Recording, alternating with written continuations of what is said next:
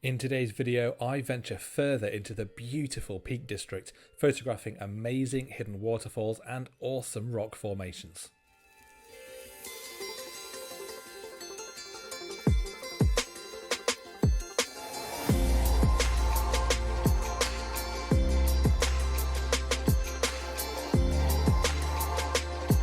So welcome to day 2 and to the Lady Bower Reservoir. Now, I've come here specifically because in the reservoir near the dam there are these really amazing sinkholes, and when it's been raining a lot then all that water cascades into the middle. It looks really cool. I've seen it a lot in pictures but I've never actually come to photograph it myself. Now, I was under the impression that it's been raining really hard in the Peak District. Really, I mostly know this because my mum keeps sending me videos of it, and apparently it's not been raining anywhere near enough. So as you'll see, the water level is somewhat below what it needs to actually use a sinkhole. So that's disappointing. It's a real shame because otherwise this is a really nice place to actually get some shots. I'm going to still try and get something. I'm probably going to use some long exposures to get some nice smooth glassy water, maybe even get some cloud motion. But it is disappointing that the sinkhole itself isn't actually sinking water. So let's see what we can get anyway.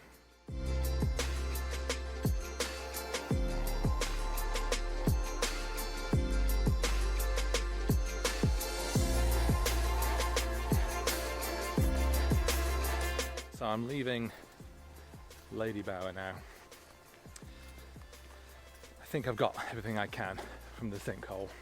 I've not done a lot of filming there, largely because my camera was very precariously balanced on the wall that directly falls into the reservoir.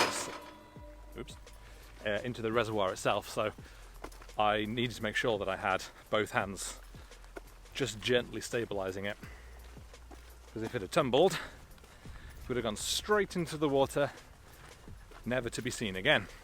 So I decided to sacrifice video in favor of camera safety, which I think was the right decision.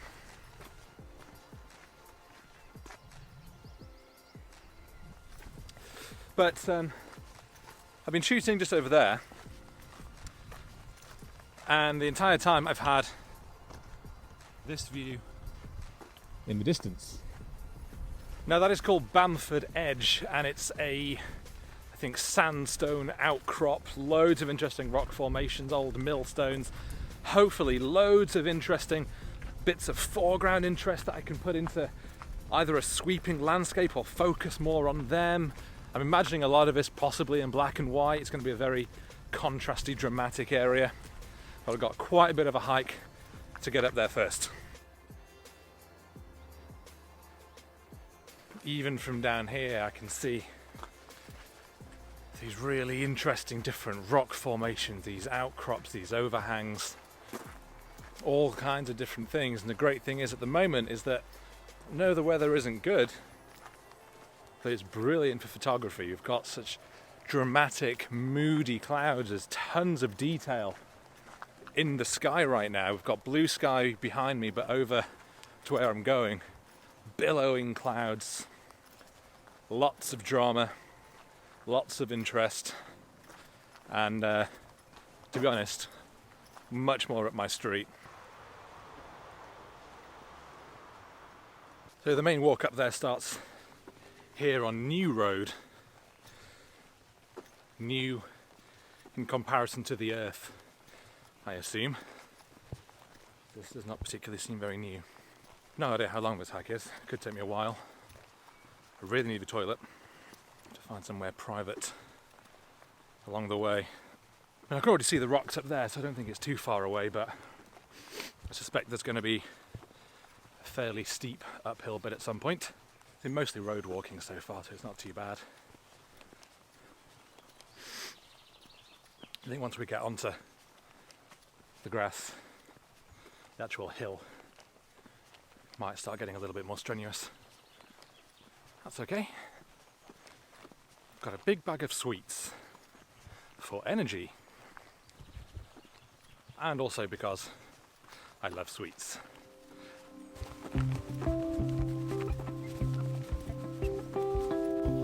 Hello, sheep. I can already see this sort of diving boardy bit. Lots of people on that, standing right on the edge, probably for Instagram. In fact, by the looks of it, it's where everyone is. There's a whole group of people all on that section of rock, and I can't see anywhere else. So I think that probably means that I'm going to be avoiding that rock while there's loads of people around.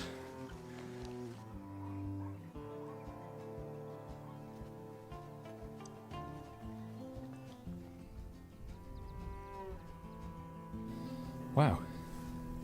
Who, A, loses a shoe, and B, how long has that been there to get covered in moss? It's bizarre.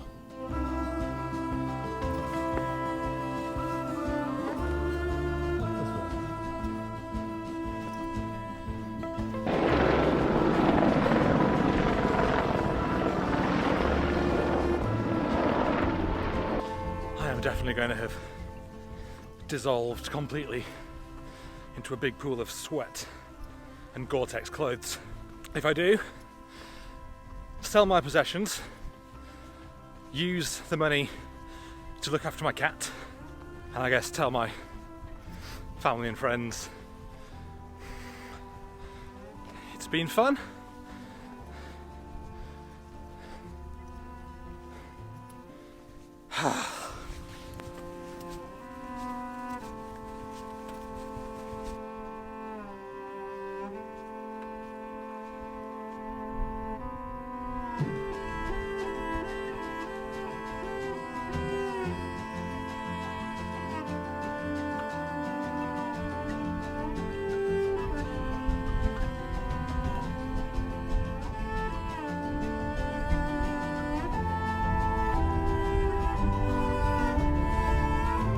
Okay, I'm going to set up a quick shot here. I really like these rocks.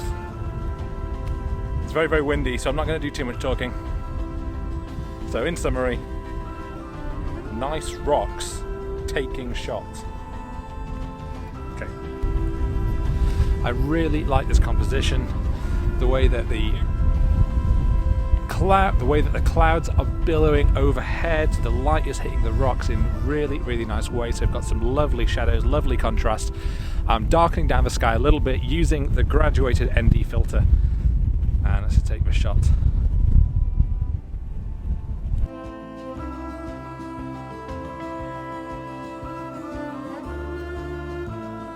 Now there are absolutely loads of different really interesting rock formations around here.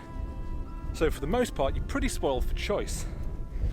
So what it comes down to then is finding the ones that you can actually use within an interesting composition.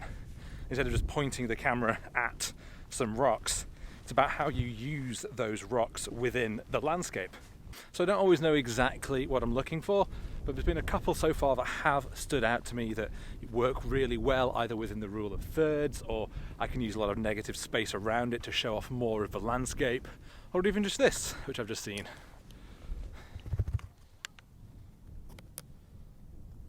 One sole bleak rock poking out of the greenery, like a shark's fin going through a sea.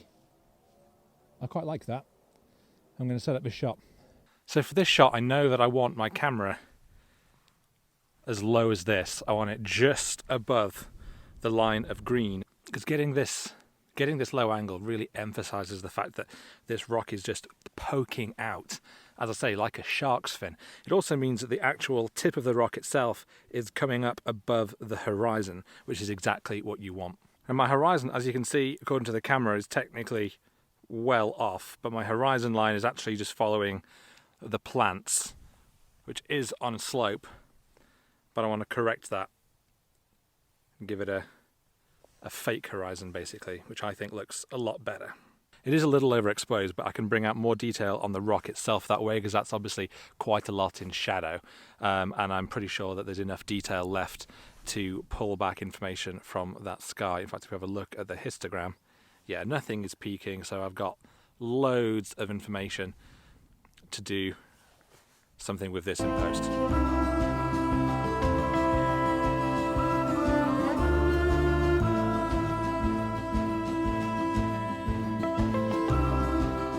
I wandered further down the craggy outcrop looking for more interesting rock formations to put into an image. The strong wind meant that the clouds and therefore the light were constantly shifting. So I do love the light, these moody dark clouds and what it's no doubt doing to my hair. But having such dark clouds overhead does mean there's very little light actually coming down onto the rock. So everything's pretty much in shadow, which is a bit of a shame because it means that everything comes out just a little bit flat and grey and lifeless. But what I'm hoping is that when I do find a particular composition, I'll be able to hold that spot for a little while and just see what the light does. Because obviously these clouds are moving very quickly. You can probably hear, but it's very, very windy up here. So the cloud cover is shifting quite a lot. It's likely that we may just get pockets of light coming out, which may just light up the spot that I choose. I don't know where that is yet. There's so much interesting stuff. Trying to find the right composition is not tricky as such. It's definitely enjoyable, but there's just so much to choose from, but I want to get it right.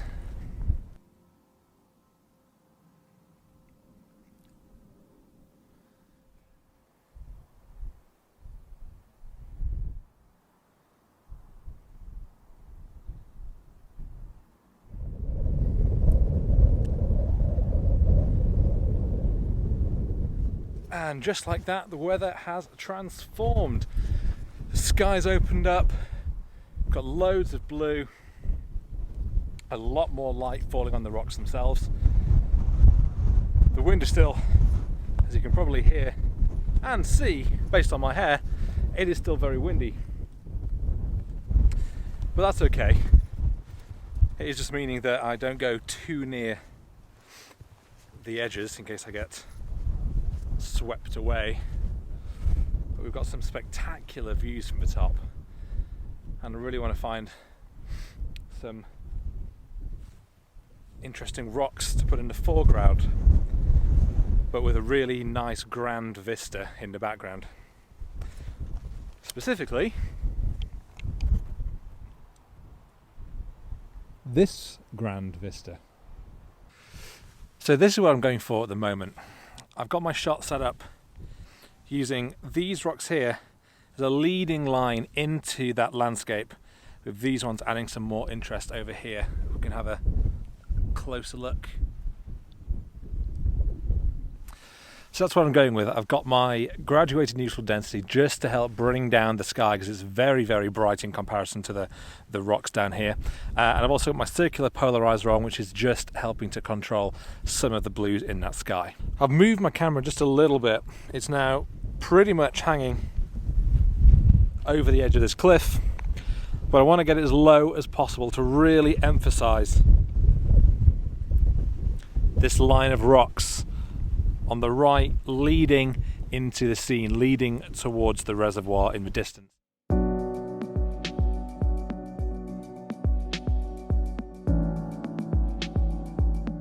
So even in camera, I'm really pleased with that shot. It's exactly the sort of grand vista scene that I was hoping to get. Not only does it show these amazing rocks down here, but it puts it in the context of the beautiful environment that they're actually in. Now, of course, over here we do have this amazing view, and you might be tempted to come up here and just take a snap of just that scene by itself, and that's fine. It's a lovely scene, no doubt.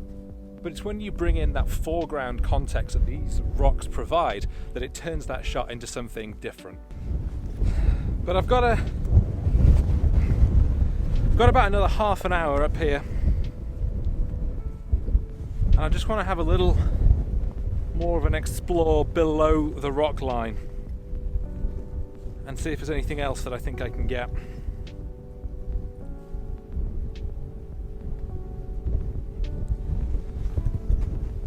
Slightly treacherous when I've got this in one hand, this in the other. Yeah.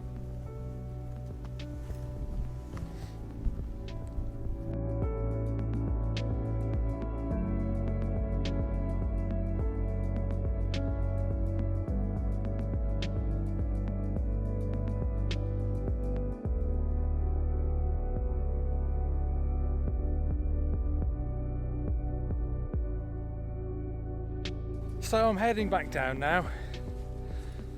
I've been up here for a good couple of hours, and as you'll have seen, the weather has gone from, actually, how do I get back? That way, because that's the shark fin stone that I took that photo of to begin with. See? Photography also helps with direction. I've been up here long enough that the weather has gone from stormy clouds and dark, apocalyptic light to summery blue skies and sunlight. Still windy as hell. Several shots that even on the back of camera I really like the look of, so I'm particularly keen to get those into Lightroom and see what I can turn them into. I'm also really keen to get back to my car because these are new boots. I put them on this morning, and as they haven't been walked in, they have just been cutting into my feet all day, and the backs of my ankles are absolutely agony right now. Fairly certain that my shoes are filling up with blood. So I'd like to get back and, take care of my feet. I've got to get down fairly quickly. It's about 5:30 right now. Almost a shame I'm not staying up here for a sunset. But I'm meeting my mum for dinner at 6:30. So I can't. At least the way back is all downhill. On the way up I felt half dead in hauling my slightly bloated corpse all the way up here with my gear. On the way back, at least I can sort of casually stroll back. But I think that brings today's shooting to a close. And lets me bring in the next day's shooting when I was in the Lumsdale Valley looking for waterfalls.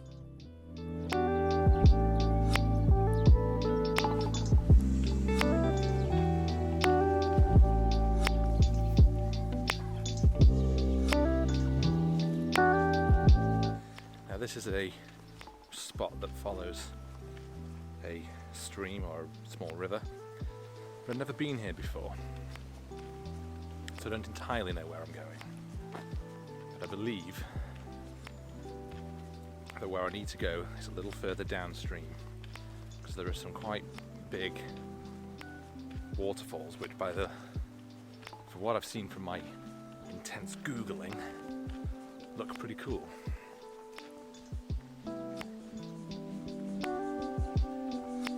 The weather is fluctuating quite a lot.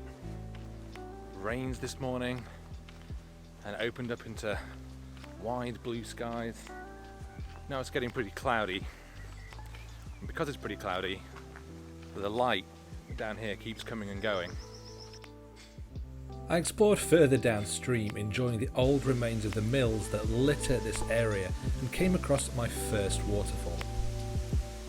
Interesting to see where the water wheel would have been. You can see the two mounting points where the wheel would have been. Obviously this channel is where the water would have gone. Spinning the wheel round here.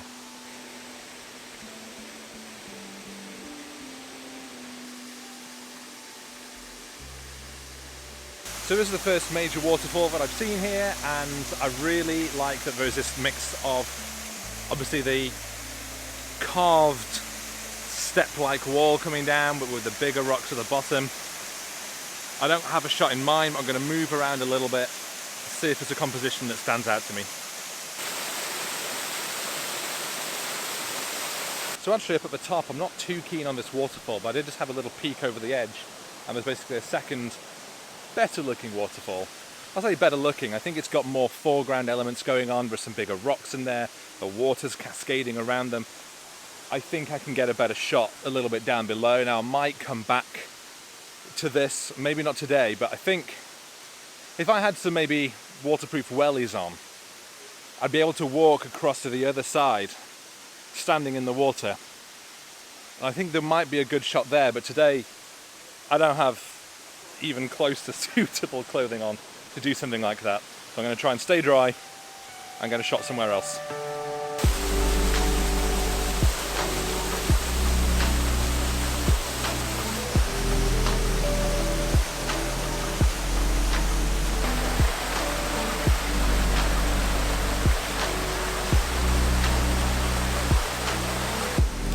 So down here is definitely a better shooting spot. There's so much more going on in the scene. We've got the main waterfall in the background, and then the water flows down through these rocks, tumbling down here. I think there's definitely some better shots to be had at this level.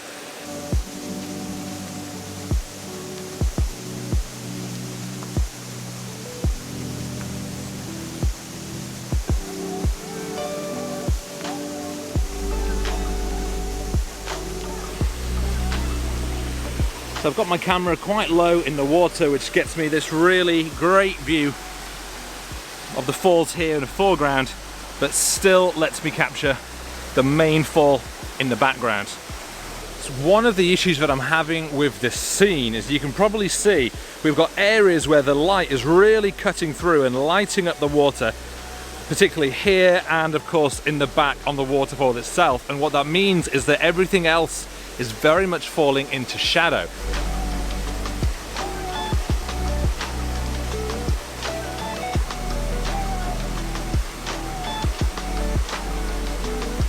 So I've raised the camera's view up a little bit on the central column, and actually I think that gives a slightly better composition. It raises the view, allowing me to look down a little bit more on these rocks in the foreground, and lets me see a little bit more of the pool underneath the main waterfall.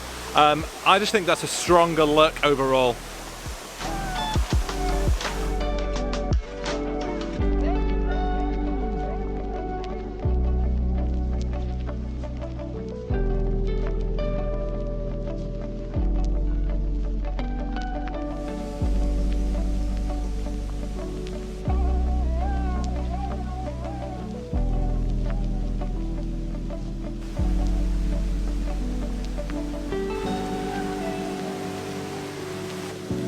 So I've come a little bit further down through a tunnel, and I found this next bit of waterfall. Now, I really like this.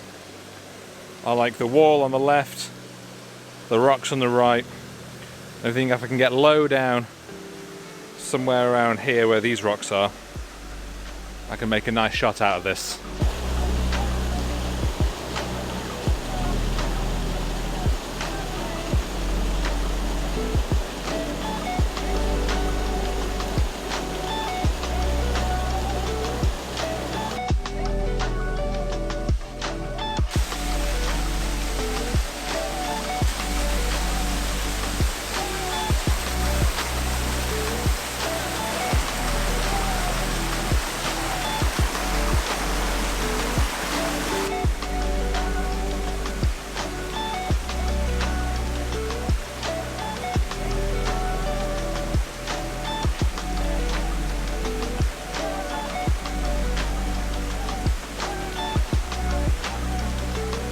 So I am at the base of this series of cascading waterfalls, and I do really like this scene.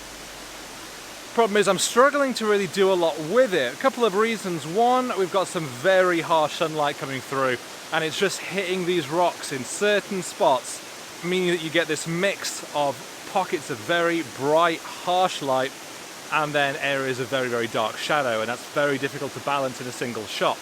The other issue is that the water is flowing across these big rocks everything is extremely slippery underfoot, and because I don't have the best footwear on for this sort of thing, I'm really reluctant to try and walk out too far into the water.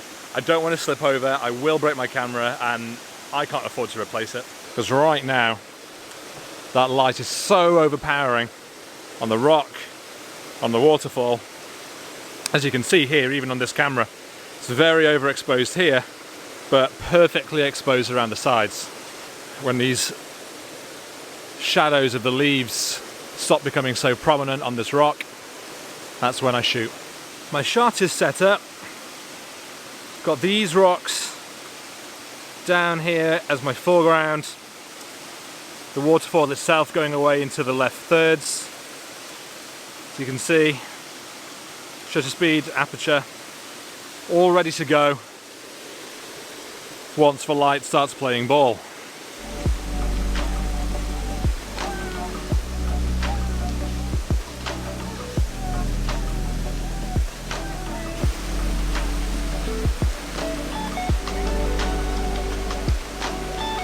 Just like that, sun's behind a cloud, and we've got much more even lighting across the whole scene.